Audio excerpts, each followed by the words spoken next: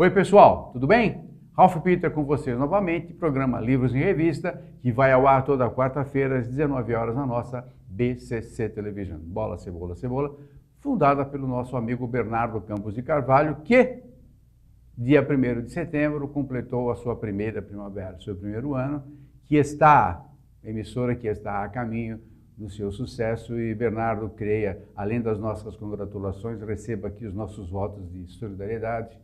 Todos irmanados, vamos fazer com que essa emissora chegue ao topo. Agradeço mais uma vez aos trabalhos técnicos dessa equipe fantástica, Luciana, Betânia, Márcio e demais. E também a Maria Estela Guedes, que através do seu site diplov.com, situado em Lisboa, nos insere no universo lusófono, que nos dá uma grande audiência e principalmente uma aquilatada audiência, que é o que a gente vem buscando nesses 10 anos de percurso. Quero agradecer também a jornalista Kátia Saiz, da www.pluricom.com.br, que fez a ponte ao nosso convidado, que está aqui ao meu lado direito, que tem um nome imenso, parece um nobre espanhol, Gésio Hernande Bonfim Gutierrez. Gutierrez, muito prazer por ter recebido, muito obrigado por você ter vindo, nos honra demais, não só por você, pela sua pessoa, mas pelo posto que você acaba de assumir, que é realmente um pepinaço, na minha opinião. De fora eu fico imaginando o pepinaço, mas antes de passar direto para ele, eu quero falar sobre ele. Graduado em Economia pela USP, mestre em Filosofia pela Universidade de Cambridge, doutor em Filosofia pela Universidade Estadual de Campinas, é professor de Filosofia da Ciência, na Faculdade de Filosofia e Ciências da Unesp. E, desde 7/7, olha que cabalístico isso, 7/7/15, assumiu a diretoria e a presidência da Fundação Editora da Unesp, onde por 15 anos foi editor executivo e agora é presidente, um currículo absolutamente formidável. O legal disso tudo é que é óbvio, fica óbvio pelo tempo que ele tem de casa, que não é alguém que foi guindado, opa, esse aqui é meu primo, é o meu sobrinho, não. Ele assumiu o posto de presidente porque naturalmente tem um cabedal para isso. Muito obrigado por ter vindo, nos honra demais a tua presença, realmente, velho, é um currículo fantástico, hein? Obrigado. Eu já tenho idade para isso. Mas tem muita gente que tem idade e não tem o mínimo que você tem, não tem nem 10%, eu posso te garantir. Bom, desculpe, vamos falar direto já da editora, porque assim a gente esmiuça direto. Porque a Unesp, quem vê, eu pelo menos imagino que a Unesp seja a editora da Fundação Universidade do Estado de São Paulo.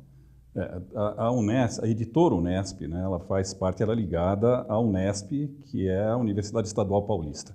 Né? Perfeito. Nós somos uma fundação editora, possivelmente a única fundação editora que existe no Brasil. E isso nos dá uma autonomia gerencial, uma autonomia operacional que nos torna muito ágeis para publicação e disseminação dos livros que a gente produz. E a editora Unesp só produz livros acadêmicos ou também... Não, um dos objetivos da editora Unesp é justamente atingir o público em geral. Quer dizer, porque existe essa tendência da academia brasileira de ficar numa torre de marfim, alguma coisa que fica apartada da sociedade. Isso não é o nosso objetivo. De fato, o que a gente pretende fazer é nós nos constituirmos uma ponte entre a universidade e a população em geral. E até por causa disso é que a gente procura fazer, ao lado de livros acadêmicos, é claro, que nós somos uma editora universitária, a gente tem que fazer livro acadêmico, mas ao lado deles, publicar também algumas coisas que sejam de interesse geral. A maior parte, inclusive, dos títulos que a gente publica podem ser acessados e pode ser acessada e usufruída pela população em geral. E nós temos títulos completamente acadêmicos. Eu cito um deles como Escolher Amantes, por exemplo, do Benjamin Franklin. Né? Tudo bem, é um texto clássico, mas digamos que ninguém estuda num currículo universitário como Escolher Amantes. Aí depende da universidade que você está. Não tem nenhuma dúvida, mas isso é extracurricular. Agora, de qualquer forma, no currículo regular de universidades, você não tem esse tipo de coisa, da mesma forma que você não tem outros tantos títulos e livros que se debruçam sobre saúde coletiva, sobre o que escolher, parto normal ou cesárea, por exemplo. É algo que para muitas famílias, especialmente aquelas sem nenhum conhecimento técnico ou científico, essas escolhas são escolhas cruciais para o dia a dia, mas muito difícil, muito difícil, e que a universidade não tem normalmente canais para sustentar, alicerçar uma decisão bem cuidada para questões como essas. Então nós publicamos parto normal ou cesárea, como cuidar do idoso em casa e coisas assim. Falou do idoso, olhou para... Eu não sei porque... Mas você está querendo que eu olhasse para quem? É que não tem espelho aqui. Sustentabilidade, imagino que você deva ter títulos de sustentabilidade. Sem dúvida nenhuma, muitos títulos de sustentabilidade, de meio ambiente, enfim, títulos que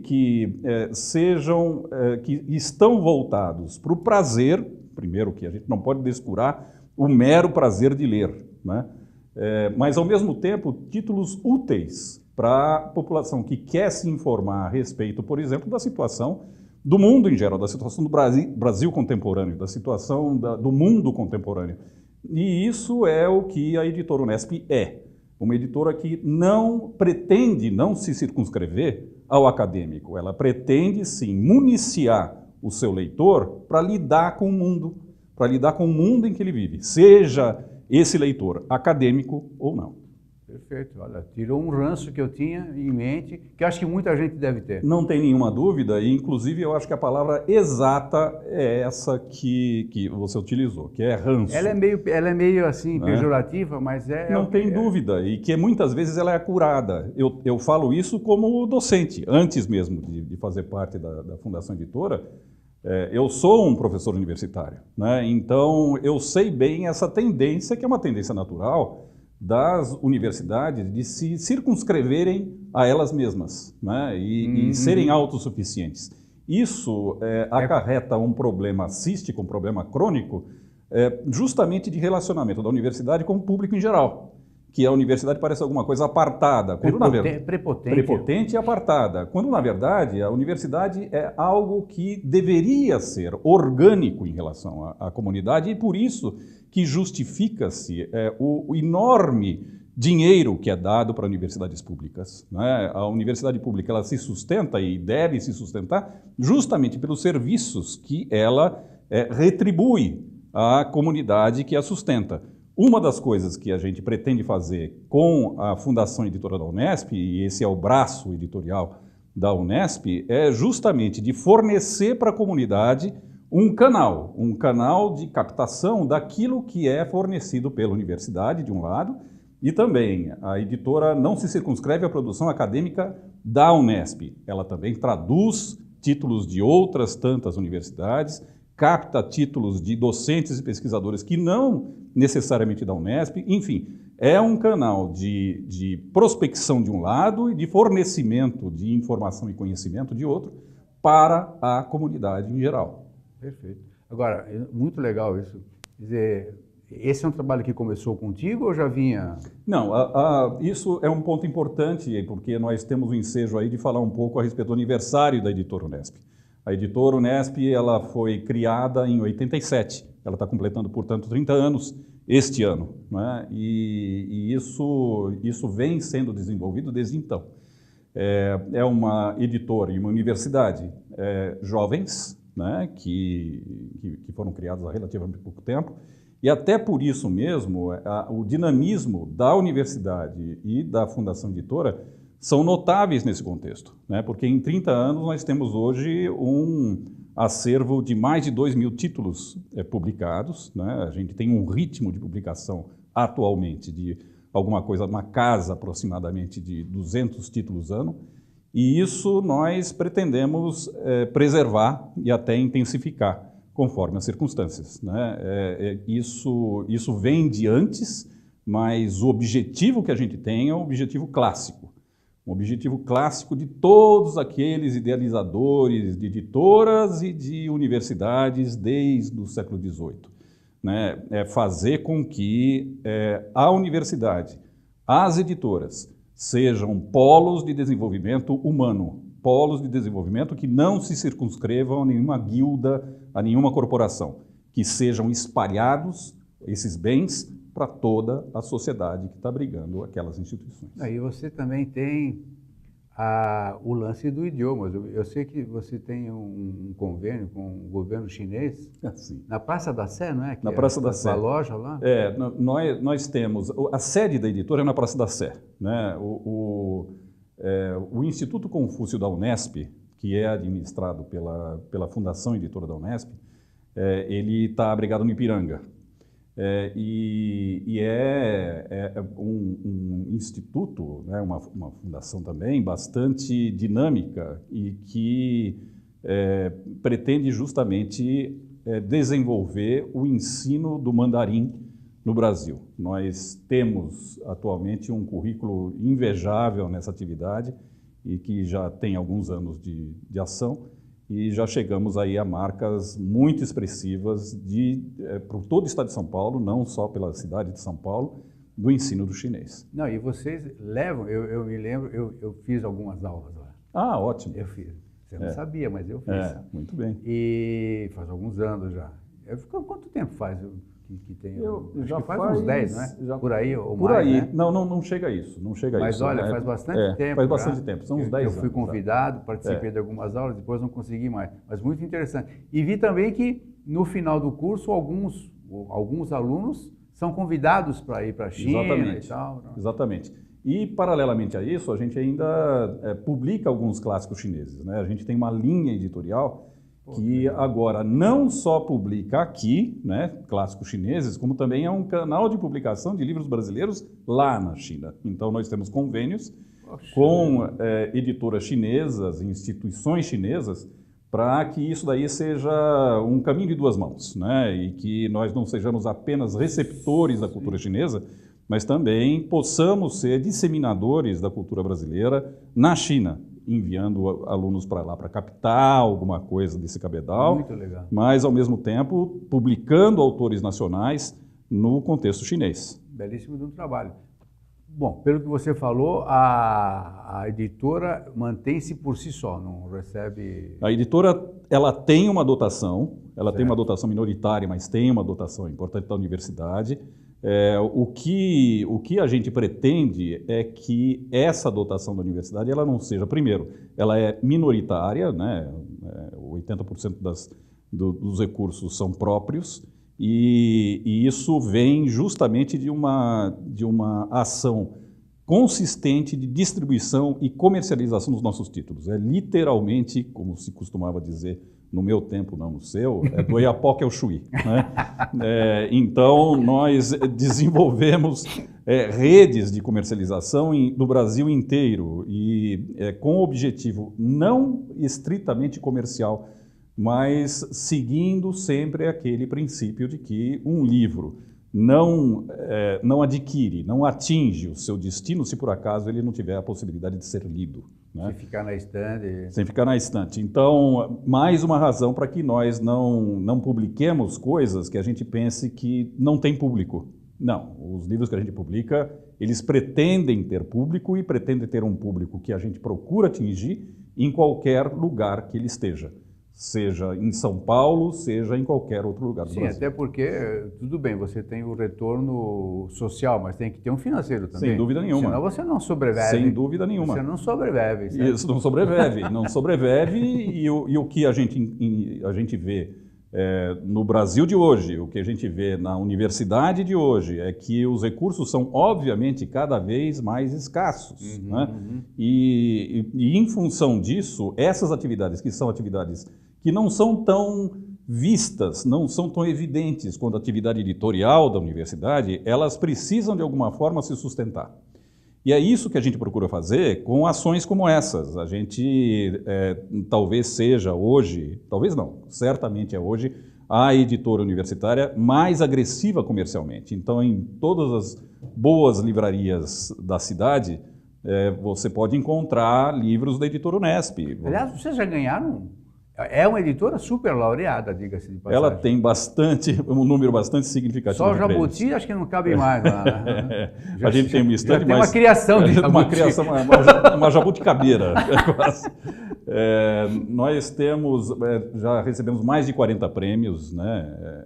Prêmios internacionais, inclusive, prêmios da Associação Brasileira de Críticos de Arte, da Associação Paulista de Críticos de Arte. Como você disse, vários jabutis, inclusive o jabuti de ouro, o jabuti do ano, que é o jabuti especial, né, do melhor livro do ano. Então, do ponto de vista de expertise editorial, a editora Unesp chegou definitivamente à sua maturidade. O que a gente presencia hoje, olhando o pessoal qualificado da editora, é que são todos eles profissionais. Aquilo que você judiciosamente começou dizendo a respeito da minha indicação para a direção da Fundação, eu acho que é aplicável perfeitamente a todo o pessoal que hoje trabalha na editora. Não existe mais lugar, na verdade, em muito poucas instituições existe lugar hoje em dia para amadorismo. Né? O apadrinhamento. Simples, esse tipo de coisa. Agora, não existe nenhuma possibilidade de que a gente consiga atingir os ideais institucionais que a gente tem, se por acaso o pessoal não for estritamente profissional, e é isso que a gente tem hoje, é um pessoal do qual eu me orgulho bastante. Tem que ter uma aferição de performance. Sem dúvida nenhuma. Que você deve ter. Sem dúvida. Esse amadurecimento que você acaba de mencionar, abre portas, amplia horizonte, ou o que vai acontecer a partir desse amadurecimento? Você está falando a respeito do futuro da Fundação? Se você me permite. Pois não. O autor que sinta a possibilidade de ser editado pela Unesp, como ele deve proceder? Então, o que a gente está hoje em dia, até pela centralidade da editora Unesp, em meio ao processo, a dinâmica de comunicação científica do Brasil, né? Nós estamos recebendo hoje alguma coisa aproximadamente, a gente pode dizer, 1000 exemplares ano de oferta espontânea de originais. O que eu quero dizer com isso? Que todas as pessoas do Brasil e do exterior que olham para a publicação acadêmica do Brasil encaminham seu original para análise pela editora. Nós temos um corpus de pareceristas, nós temos um grupo de pareceristas que faz essas avaliações, analisa todos os livros que são encaminhados para a editora, eles passam por diversos crivos analíticos até chegar à decisão definitiva, que é uma decisão colegiada de um conselho editorial, que vai justamente identificar quais são aqueles livros que merecem a escolha, né? Então, são crivos sucessivos de avaliações técnicas, avaliações editoriais, avaliações comerciais, para verificar quais os livros que merecem fazer parte do nosso catálogo. Qualquer interessado, qualquer autor, seja ele da universidade ou não, ele pode encaminhar o seu original para a editora e nós analisaremos se por acaso ele é consistente com o nosso catálogo, se ele tem a qualidade necessária para fazer parte disso e se nós verificamos no volume o poder, a capacidade comercial também que é necessária para participar desse rol. Algum departamento específico que o autor queira? Pode enviar isso diretamente para o editorial, editorial@editoraunesp.unesp.br. editora.unesp.br. Perfeito. Eu acho que, o que você acaba de dizer, eu sei que de uma maneira até bypassada, né? A Unesp acaba sendo um ícone de editora, não? A Unesp por essa procura que você acaba de me dizer, é óbvio que acaba sendo um ícone, digamos assim, seja uma meta de um autor. Eu quero ser editado pela Unesp, por exemplo. Isso hoje, depois com os méritos de todas as diretorias anteriores e de todos os funcionários, isso hoje eu acredito que é algo que a gente pode se orgulhar de dizer que sim, né? Que hoje a Unesp realmente é uma editora icônica nesse aspecto, uma editora academicamente icônica, que ela é um case estudado, inclusive, no exterior. Tem pessoas que vêm do restante da América Latina para verificar a nossa experiência, ver o que a gente já fez e entender as razões de sucesso que a editora hoje goza. Nós temos editora, além da editora propriamente dita, a gente tem uma livraria física, a gente tem uma livraria digital muito bem sucedida também. Nós temos uma atividade que também faz parte das nossas ações mais bem sucedidas, que é a Universidade do Livro. Universidade do Livro que fornece cursos que interessam a toda a comunidade livreira, a comunidade editorial, de capacitação, de aperfeiçoamento de pessoal, sempre pensando justamente nisso, no aperfeiçoamento do mundo editorial, do mundo do livro como um todo. Esses são atos, essas são ações da Fundação Editora da Unesp que a gente pretende fortalecer, né, voltando àquela sua questão em relação ao futuro, a gente pretende fortalecer e você veja que não fica circunscrito ao aspecto editorial estrito sensu. O aspecto editorial é o aspecto central. Óbvio que a gente está procurando fazer os melhores livros da melhor forma possível, os melhores títulos, sejam eles acadêmicos ou não. Mas, ao mesmo tempo, a gente procura também dar ao interessado, sejam eles interessados profissionais, no caso da Universidade do Livro, sejam eles público em geral, que o canal mais apropriado, mais confortável, mais eficiente de absorção de conhecimento e de livro. Você sabe que você falou uma coisa interessante, que as outras diretorias e tal, mas o que dá a entender é que você tem cento e tantos funcionários que preparam todos esses livros e tal. Mas o meu cartão de visita da Unesp é a assessoria de imprensa. E você sabe que é uma coisa interessante, que dá para perceber que a pessoa, no caso a Kátia, que trabalha vocês, extrapola o profissionalismo e vira o pessoal. Olha que coisa linda, olha que coisa boa, olha maravilhoso. Ou seja, existe um espírito de fraternidade, para levar a editora para cima, ou não deixar que ela caia, e isso não é para qualquer um. Não, eu concordo contigo. É um espírito tour de force para manter o que está, e de preferência se puder elevar, mas não é qualquer um. Claro que eu estou tentando te elogiar, e desculpe o corpo presente, mas não é para qualquer um que consegue uma unanimidade, uma força extrema que vai para frente. Eu acho que você identificou um traço muito interessante da Editora Unesp, que eu tenho certeza hoje que todos aqueles que trabalham na Editora Unesp têm orgulho disso.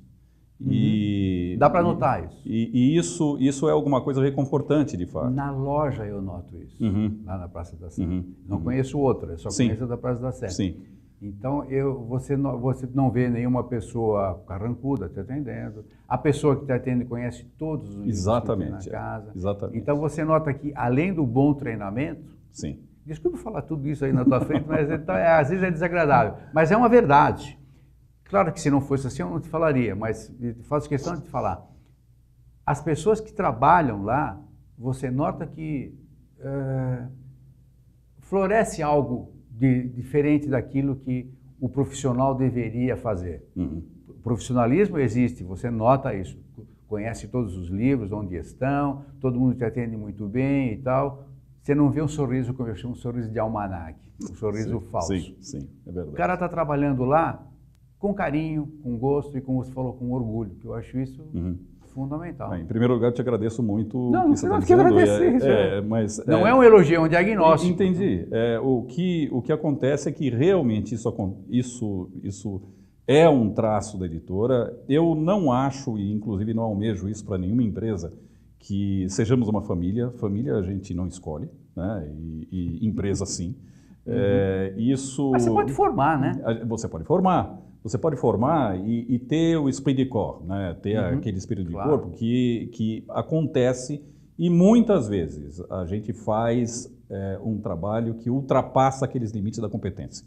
né? A gente faz realmente torcendo por aquilo, vestindo a camisa e tendo a dimensão de que você está fazendo alguma coisa que não fica circunscrito à produção de livros, por exemplo. Você vai fazer alguma coisa maior do que isso. É o pertencimento. É o pertencimento a isso. É o pertencimento à empresa, é o pertencimento aos objetivos que a empresa persegue. Por exemplo, é um objetivo que ultrapassa os limites do comercial, você pensar que você está fazendo alguma coisa pelo Brasil. Isso é algo que nem toda empresa pode se orgulhar de ter. E nós temos. Me fala uma coisa, na esteira da ampliação, da amplitude do teu trabalho, existe a possibilidade de um autor, por exemplo, fazer uma edição compartilhada, com você bancar uma parte do valor? Existe isso? Olha, já fez isso? Não exatamente. O que nós tomamos muito cuidado para que a nossa avaliação ela não seja de alguma forma atingida pelo fato de estar sendo financiado. Pelo aspecto comercial, pelo aspecto comercial. A gente não publica um livro simplesmente porque a gente tem o dinheiro para publicar aquele livro. O que é fundamental para se publicar o livro é a qualidade do livro. É a qualidade do livro e a aceitação por parte de um conselho editorial que sequer está ciente das circunstâncias financeiras que cercam aquele livro. Normalmente a gente admite um financiamento acadêmico, quer dizer, existem agências de fomento, FAPESP, CAPES, CNPq, etc., que algumas vezes eles fornecem recursos para a publicação. Esses recursos a gente aceita de bom grado, acha que inclusive faz parte justamente do nosso objetivo de ser um canal de disseminação de pesquisas científicas que são apoiadas por esses organismos. Agora, o indivíduo, o autor, isoladamente como pessoa física, a gente prefere, por uma questão de pudor de um lado e lisura de todo o processo, a gente prefere evitar. A gente prefere evitar para circunscrever a nossa avaliação, não ao numerário que a gente está recebendo para publicar o livro, mas pela qualidade do livro em si. Vou baixar o nível agora, fica o famoso rabo preso. Mais ou menos isso. Quer dizer, você não quer passar essa impressão, né? Exatamente, não queremos passar essa impressão e, além disso, não queremos realmente ficar expostos a esse tipo de pressão. Eu paguei, eu quero o meu livro. Não. Isso não. Fantástico. Meu caro, desafortunadamente, o nosso tema, como nós estávamos falando no começo, em off, é papo para milênios, a gente vai embora. Bom, você é uma figura muito simpática. Igualmente. E eu quero deixar aqui uma declaração. Você é uma pessoa, nos honrou muito com a tua presença. Você é muito modesto. Naturalmente, o teu cabedal merece muito mais. Mas eu quero dizer que essa tua modéstia é um gesto de sabedoria. Na minha opinião, desculpe a falta de modéstia. E, naturalmente, isso é a marca do sucesso, que eu tenho certeza você vai continuar nessa tarefa. Você já obteve, mas agora você vai ampliar esse espectro exitoso, que eu desejo que as forças benfazejas te mantenham assim. Muito obrigado, eu acho que isso é, em grande parte, mera generosidade de amigo, mas nem por causa disso é menos gostoso de ouvir. Muito obrigado. Obrigado por ter vindo mesmo, francamente. Muito obrigado também a Kátia Saíce por esta ponte. Pessoal, obrigado. Eu sei que você, olha, foi um banho, não foi? Fala a verdade. Cara, é demais. Gente, muito obrigado pela paciência, audiência. Até a próxima. Tchau, tchau.